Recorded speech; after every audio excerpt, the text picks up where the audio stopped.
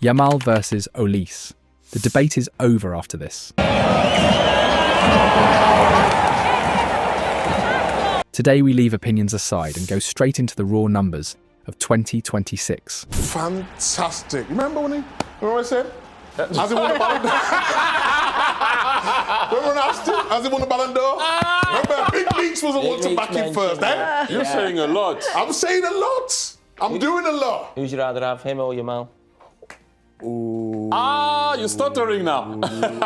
On one side, Lamine Yamal, the heir of football, an 18-year-old with 21 goals this season, outrageous dribbling, and a market value touching 200 million euros. And every time we mention the greats, Ronaldo and Messi, and I always say, the way they behave, the way they are, the way they train, they do always more than the rest.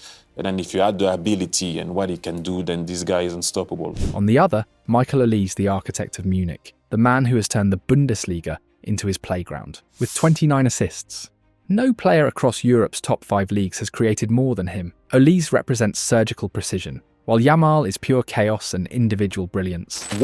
And he starts to go and have a 1v1. Those are the players we want to see. Whether it's Lamine Yamal or Michael Olise, please carry on playing the way you're playing, because you're making it very enjoyable for everybody. So the real question is simple. What is more valuable, total unpredictability or elite vision that elevates an entire system like Bayern Munich? Today we break it down properly. Metrics, real impact, and why one of them's already pushing into the top 3 of the Ballon d'Or conversation. Can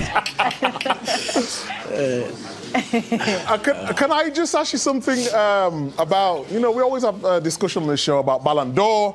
Kiki's my man, Mbappe. Obviously, Lamine the Dream is in there. But I'd like to throw your name into the hat as well. Michael, come on. Bundesliga, Champions League, and World Cup.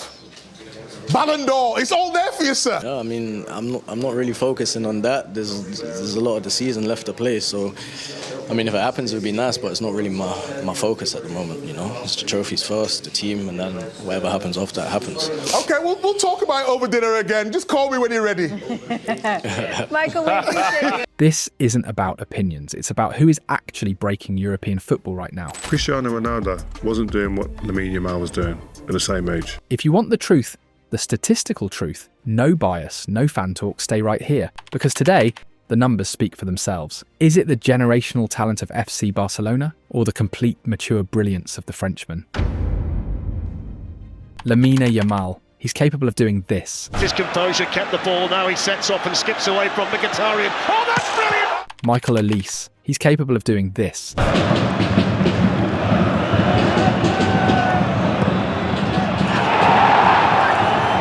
Lamine Yamal can deliver passes like this.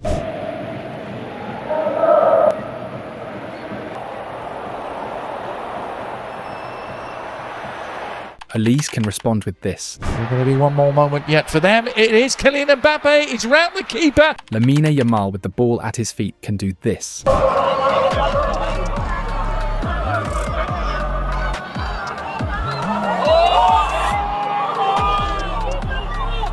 And Olise, he can do this.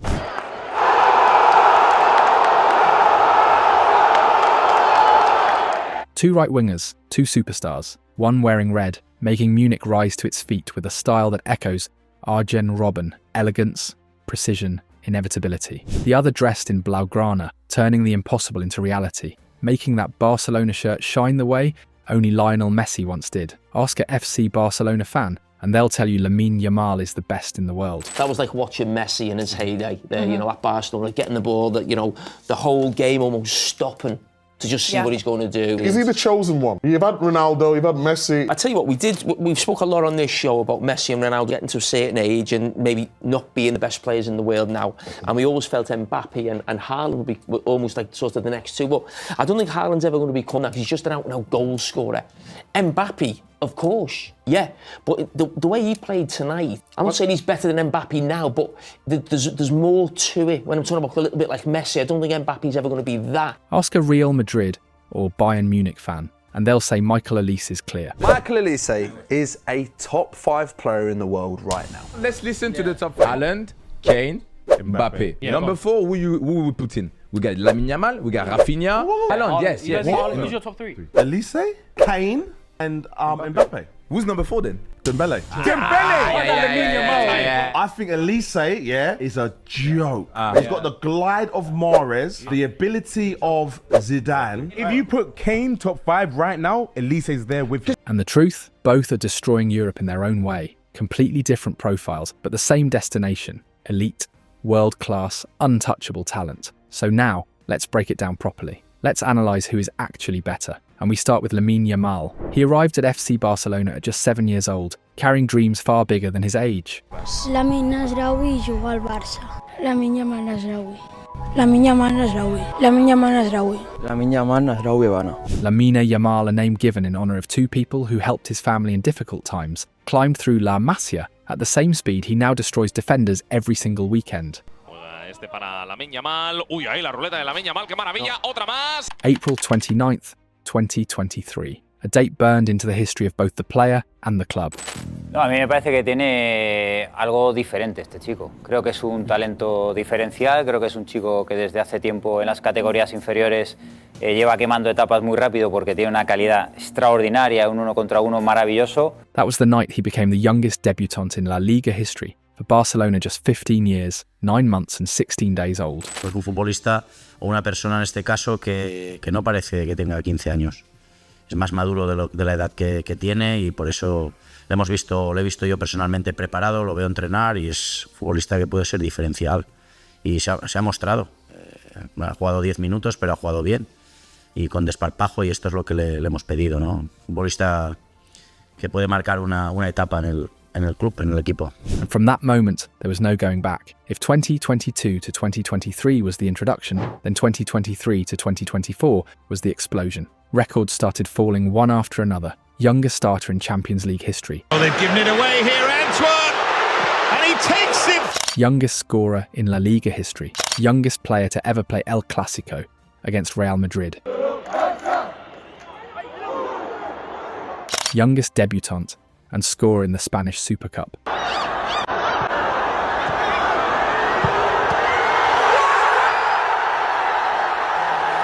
Records we didn't even know existed were suddenly his, and the numbers, unreal. 50 matches, 7 goals. In his first full season at the top level, enough to win the Copa Trophy at the 2024 Ballon d'Or Gala, followed by the Golden Boy Award, and even the Laureus Breakthrough of the Year. At that point, people weren't calling him a prospect anymore. They were calling him something else entirely. Then came the international stage. With Spain national football team, he didn't just participate, he dominated. European champion at Euro 2024. 4 assists against Croatia,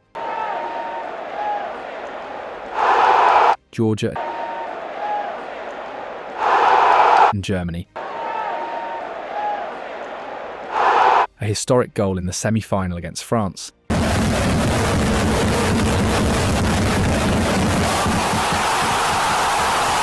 He dicho antes de empezar el partido, hoy va a ser tu día y vas a meter gol. Hoy iba a estar un poco flojo yo, pero mejor, mi hermano ha metido gol. Ha metido gol y qué, séalo. And a decisive assist to Nico Williams in the final.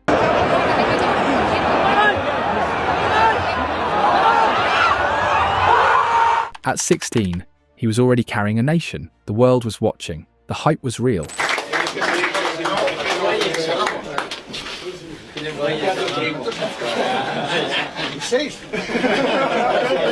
But here's the scary part. That was just the beginning. Then came the explosion.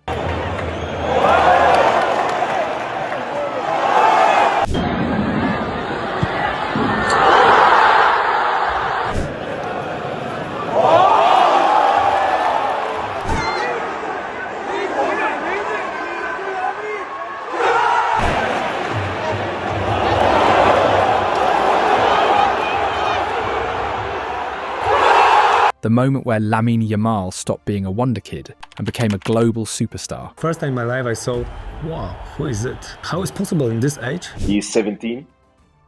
No, like it's ridiculous. It's ridiculous. Pero no hay duda que tiene unas condiciones bárbaras y que hoy por hoy ya es uno de los mejores del mundo. Under Hansi Flick in the 2024-2025 season, he locked down his place as a starter and turned into one of the main faces of FC Barcelona. His numbers, Ballon d'Or level. He finished second, 18 goals, 21 assists, and silverware, La Liga, Copa del Rey, and Spanish Super Cup. Leading Barcelona to the first domestic treble in Spanish football history, he became must-watch football. He played like a man possessed. And when I say a man, he's not even a man yet. Technically. Pure talent, explosive pace, ridiculous dribbling, and goals that looked like they belonged in an art gallery. Especially when the opponent was Real Madrid, he tormented them all season. A golazo at the Bernabeu.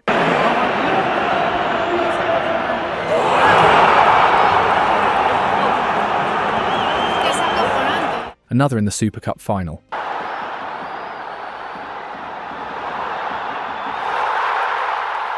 Two assists that delivered the Copa del Rey.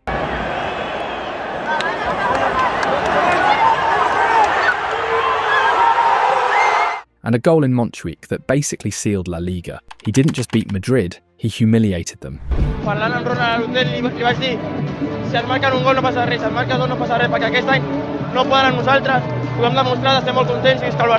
But this wasn't just about Clásicos. Yamal showed up when it truly mattered. In Champions League group stage, he dazzled with a perfect assist to Rafinha against Bayern Munich and another masterclass assist against Borussia Dortmund. Then came the knockout stages, and that's where everything changed. Against Benfica, he scored a stunning goal and delivered a decisive assist to send Barca through. In the quarter-finals against Dortmund, another golazo.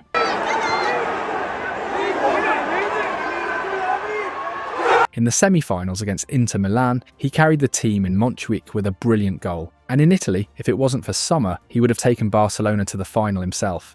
Poi gli ultimi 25 minuti ci ha creato tanti problemi Yamal, che chiaramente è un talento che nascono ogni 50 anni, dei talenti così non l'avevo mai visto dal vero, l'ho visto stasera per la prima volta e ci ha creato problemi, l'abbiamo raddoppiato, triplicato, poi ci... In La Liga, same story. When Barcelona needed him, he delivered. A crucial winner against Atletico Madrid at the Metropolitano. A title-clinching strike against Espanyol. Moments that define champions.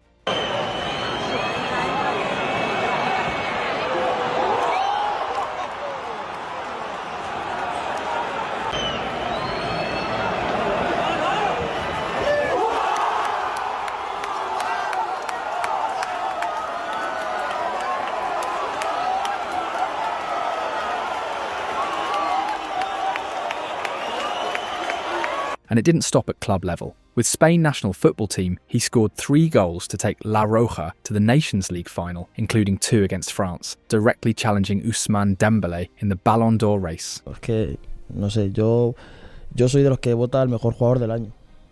Pero si la gente quiere jugar, se la juega. He showed authority, personality, leadership. But in the final, Cristiano Ronaldo in Portugal stopped him. ¿Qué le dirías a Lamine Yamal en un día tan importante como hoy? Nada de especial. Él va a ganar muchos títulos, colectivos, individuales.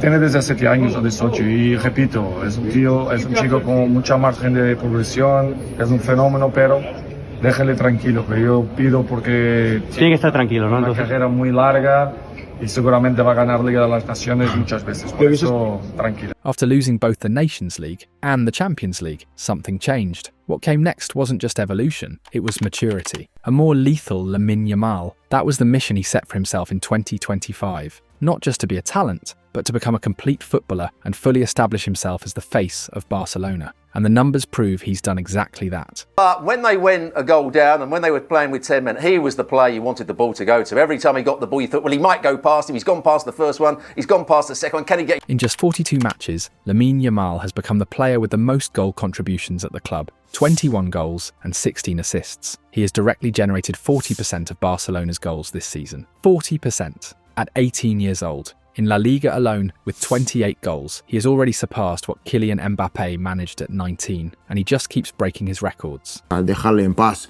Y yo pienso que se ve que él tiene la pasión por el fútbol, y eso es la única cosa que él que no tiene que perder, la pasión por el fútbol. At 18 years and 248 days, he became the youngest player in history to score 10 Champions League goals, beating Mbappe's previous record from 2017. He is also the youngest player in European football history to reach 50 official career goals. and the youngest ever to reach 100 goal contributions, faster than Lionel Messi and Cristiano Ronaldo. But his evolution isn't just about goals. Statistically, he is the most effective dribbler in Europe this season, the first player to reach 100 successful dribbles across the top 5 leagues, surpassing Jeremy Doku. Hopefully he stay healthy. He has a huge future in front of him. Like, the player he is already for them at 17 is quite scary. It's quite scary. He averages 5.08 successful dribbles per game, numbers we haven't consistently seen since the prime years of Messi or Neymar. Add to that over 200 progressive carries, meaning he's the player who gains the most meters on the pitch by eliminating opponents. He literally moves Barcelona forward by himself. And there's more. In February 2026, he became the youngest player ever to reach 100 official wins with Barcelona. Anything he does or everything he does is just different. According to Opta and StatMuse, he is also the most fouled player in the final third across all of Europe. Defenders don't stop him, they bring him down. That's his gravity, that's his impact. And all of this happens because of one simple truth. When the ball reaches Lamine Yamal, you're finished. His evolution this season has been unreal. Playing as an inverted right winger, attacking the half spaces between full-back and centre-back, he's become one of the most unpredictable players in world football. His dribbling is ridiculous body feints, sharp cuts, explosive bursts, always glued to his foot. Every move creates an advantage, not just for himself, but for the entire team. How did Lamine Yamal transform from a classic winger into a proper nightmare for defenders? It's not just flair anymore, it's tactical evolution. And the perfect example came in that 2-1 win for FC Barcelona against Atletico de Madrid, where Yamal didn't just beat players, he broke the system. First, he added a new weapon to his game, attacking depth. Before, he always wanted the ball to feet. Now he attacks space. And that run behind Simeone's backline literally forced a defensive error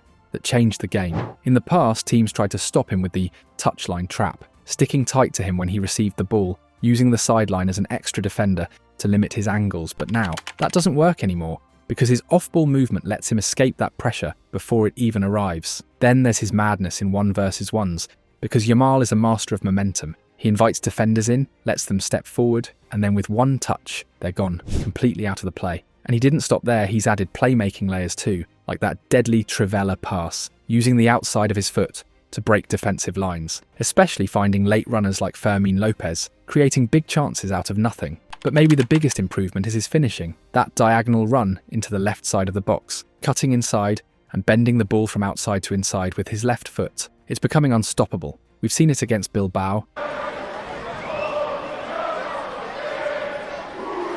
Villarreal, and nearly again versus Atletico.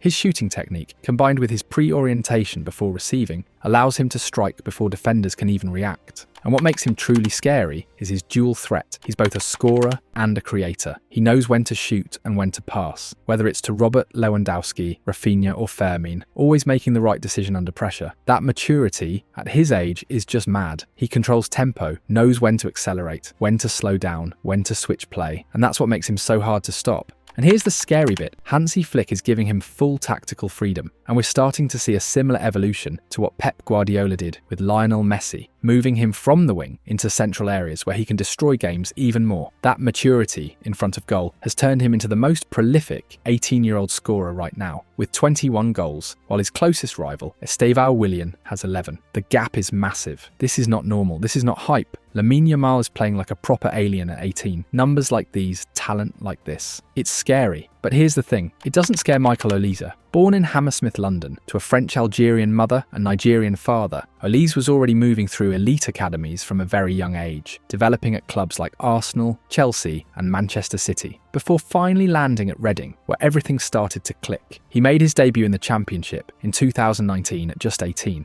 and within 2 years, he was already putting up serious numbers, registering 19 goal contributions in 44 league matches, winning Young Player of the Season and attracting Premier League attention. That's when Crystal Palace stepped in and signed him in 2021. And from the start, you could tell this kid was different. He debuted against Tottenham Hotspur, scored his first goal against Leicester City, becoming Palace's youngest Premier League scorer. Then a week later assisted at the Emirates against Arsenal, and just kept showing up in big games, like that insane play against City, where he cooked John Stones and helped set up the winner in a 2-0 shock victory. The following season, he hit another level, becoming the youngest player in Palace history to reach 10 assists in a Premier League campaign, including that mad performance against Leeds United FC, where he delivered 3 open play assists in one match, showing that his left foot was basically a weapon. Then came moments like his goal at Old Trafford, a perfect free kick off the bar leaving David De Gea with no chance, casually walking away without celebrating, or that 94th minute winner against West Ham United, cutting inside and finishing a tense London derby. Even in the 2023-2024 season, despite injuries, he still delivered, scoring 10 goals and assisting 6 in just 19 league matches under Oliver Glasner, including elite performances like his brace against Manchester United, where he sent Casemiro to the shops before finishing, and then smashed a rocket past Andre Onana, or his 3 goal contributions versus Sheffield United, linking up perfectly with Ebereki Eze, and his 2 goals against Brentford, including a 30-metre solo run, showing a level of power nobody expected. And all of that, all those performances, all that growth, all that madness, took him to the biggest stage of all, earning him a move to FC Bayern Munich, where everything would explode even further. Bayern's decision to pay €60 million for Michael Olise from Crystal Palace in the summer of 2024 now looks like an absolute bargain, mate, because right now, he's being called the best Bundesliga transfer of the last 10 years. And honestly, fair enough. In the 2024-25 season, Olise became the cornerstone of Vincent Kompany's system at Bayern Munich, finishing the league with 18 assists, just shy of Thomas Müller's historic record, while also dropping 20 goals and 23 assists in his first season as a Bavarian. Ridiculous numbers. His final third passing accuracy hit 89%, which is mental for a winger who takes risks every time he touches the ball. And in the UEFA Champions League, he was massive. 5 goals, 16 big chances created, Bayern's top creator in the entire tournament, proper elite stuff. He delivered statement performances like that 5-0 demolition against Werder Bremen, where he was directly involved in 4 goals, scoring 1 from high pressing and another from a clean finish off a Harry Kane assist, while completing 100% of his dribbles, something Bayern hadn't seen since Arjen Robben in his prime, became the first French player to score a brace on his Champions League debut for Bayern with 2 goals versus GNK Dinamo Zagreb, and then absolutely cooked Shakhtar Donetsk with 2 goals and an assist, including that Messi-style solo goal where he just glided past everyone. Unreal scenes. He even closed the Bundesliga season like a proper superstar with 9 goal contributions in 4 matches, scoring and assisting in 4 consecutive games, and sealing the title with a goal and assist versus Mainz. And if that wasn't enough, in the 2025 FIFA Club World Cup, Olise was Bayern's MVP, bagging a brace and 2 assists in a 10-0 madness against Auckland City and scoring the winner in a 2-1 clash versus Boca Juniors to send them through. Yeah, this guy isn't just good, he's taking the mick. But this season Michael Olise hasn't just improved, he's turned into Bayern's best player and, honestly, maybe the best in the world right now, mate. His numbers are mad: 45 direct goal contributions, 16 goals and 29 assists in just 40 matches. That's elite of the elite. In the UEFA Champions League, he's the top assister, and in the Bundesliga, he's already assisted 12 different players. He's literally the guy creating all the chaos for Bayern Munich. And yeah, this doesn't happen by accident. Olise is the brain of the most terrifying front 3 in world football. Harry Kane has 49 goals and 5 assists. Luis Diaz has 23 goals and 18 assists. And Olise himself has 16 goals and 29 assists. Between the 3, that's 88 goals. But if you look at total contributions, Diaz, Kane and Olise have combined for 147 goals and assists this season. That's just silly. And it gets even worse for opponents. Bayern have already smashed 100 goals in the Bundesliga alone. They're basically unplayable. Now let's talk about performances, because this is where it gets scary. Against Freiburg, Olise dropped a perfect match, 3 assists and 2 goals, one of them a proper Arjen Robben-style curler. That cut inside and bang. Yeah, he's made that his trademark. Against Atalanta, same story, 2 goals, including a ridiculous outside-the-box curler into the top corner. Against Leipzig, he ran the whole show, 1 goal, 3 assists, crosses, through balls, set pieces, everything. And in the 8-1 destruction of Wolfsburg, in just 45 minutes he already had 3 goal contributions. That's when you realise his link-up with Diaz is just unfair. And when it mattered most, he delivered on the biggest stage. In the Champions League, his assist to Kane against Real Madrid, carrying the ball past 2 defenders before slipping it through pure class. He also completed 7 dribbles in that match, the highest in a UCL quarter-final in the last 3 years. That's not normal, that's different gravy. With France national football team, he's starting to take over as well. He scored his first official goal against Croatia in the Nations League, then scored again against Germany. Right now he's got 2 goals in 5 games, including a proper double against Ukraine. And in the 2023 Olympics, under Thierry Henry, he was France's best player, 2 goals, 5 assists, most chances created, and that clutch goal against Egypt to send them to the final. He basically carried them. And in the latest international break, same story. Against Brazil, he dropped a beautiful assist to Ekitike, and against Colombia, he set up Mbappe with a world-class pass that got ruled out. Unlucky, but the quality, clear. So after looking at both of these monsters, the question is obvious. Who's better, Michael Olise or Lamine Yamal? And trust me, what comes next settles the debate. Michael Olise, at 24 years old, has already played 313 games, scored 71 goals, and delivered 99 assists. Mad numbers, mate. He's already won a Bundesliga and a German Super Cup. And in this World Cup year, he's one of the favourites to win it all with France national football team. In Europe, he's also a top contender to win the UEFA Champions League, basically already wrapped up the Bundesliga, and he's heading into a German Cup final. Right now, his level and impact for both club and country is just different gravy. At this moment, yeah, he's ahead of Lamine Yamal, but if he wants to be the best in the world and win the Ballon d'Or, he has to deliver the big ones, Champions League and World Cup. Now flip it. Lamine Yamal at just 18 is not normal, mate. 157 games, 52 goals, 62 assists, and already stacked with trophies. European Championship, La Liga, Copa del Rey, 2 Spanish Super Cups. It's ridiculous. At 18, he's already in the debate for best player in the world. And let's be real, in pure talent, there's no one like him. No one. If he wants to take that crown this year, he's got to win the World Cup and carry FC Barcelona to the Champions League like a proper superstar. And after what he showed against Atletico, that mentality, that leadership, yeah, he can do it. So here's the madness. Yamal has it in his hands to take down Olise, win the Ballon d'Or, and start his own era. The heir to Lionel Messi is wearing Blaugrana, but this time he's writing his own story.